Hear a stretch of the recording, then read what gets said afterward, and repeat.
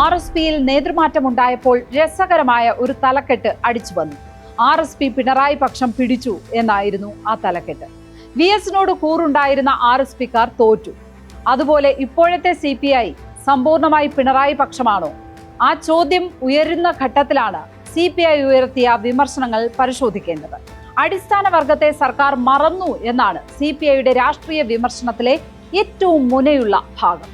5 ലക്ഷം പേർക്ക് തൊഴിൽ നഷ്ടമായി. അപ്പോഴും സർക്കാർ ഈസ് ഓഫ് ഡൂയിങ് ബിസിനസ്സുമായി മുന്നോട്ട് പോകുന്നു. ഈ 2 വരികളിലാണ് സമ്പൂർണ്ണ ആശയക്കുഴപ്പം നിലകൊള്ളുന്നത്. കേരളം വ്യവസായത്തിന് പറ്റിയ മണ്ണാണെന്ന് തെളിയിച്ചു എന്നാണ് ഈ സർക്കാർ ഏറ്റവും അഭിമാനത്തോടെ പറഞ്ഞുകൊണ്ടിരിക്കുന്നത്. 28ാം റാങ്കിൽ നിന്ന് 1ാം റാങ്കിലേക്ക് കുതിച്ച കഥയാണ് വ്യവസായ മന്ത്രി P. രാജീവ് ഓരോ യോഗത്തിലും പറയുന്നത്. സംസ്ഥാന സർക്കാർ അതിന്റെ നേട്ടങ്ങളുടെ മുഖ്യ പങ്കും നൽകുന്നത് ഈ ഈസ് ഓഫ് ഡൂയിങ് ബിസിനസ്സിനാണ്.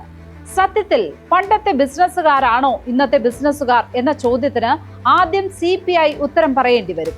10,000 കോടി രൂപ ചാക്കിൽ കെട്ടി വ്യവസായം നടത്താൻ വന്നിരുന്നവരുടെ കാലമല്ല ഇപ്പോൾ. പുതുതായി വരുന്നതിൽ ഏറെയും സ്റ്റാർട്ടപ്പുകളാണ്. എല്ലാം വായ്പ എടുത്ത് നടത്തുന്ന വ്യവസായങ്ങളുമാണ്. അവർക്ക് സാഹചര്യം അനുകൂലമാക്കി നൽകുകയല്ലേ വേണ്ടത്? അവരും അടിസ്ഥാന വർഗക്കാർ തന്നെയല്ലേ?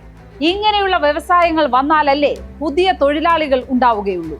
ഈ ചോദ്യങ്ങളാണ് വ്യവസായ വകുപ്പുമായി ബന്ധപ്പെട്ടവരിൽ നിന്ന് ഉയരുന്നത്.